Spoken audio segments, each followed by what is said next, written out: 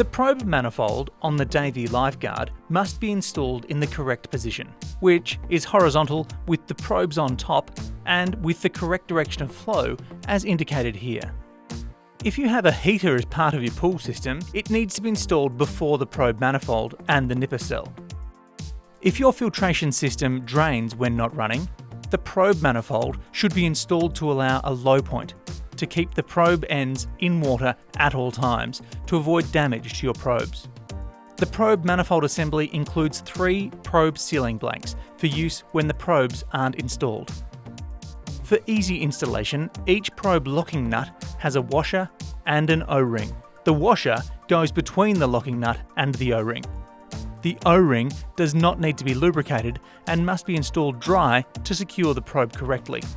The probe locking nuts only need to be hand tightened to a firm seal.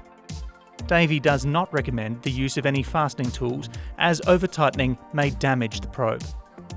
You are now ready to install the acid dosing pump.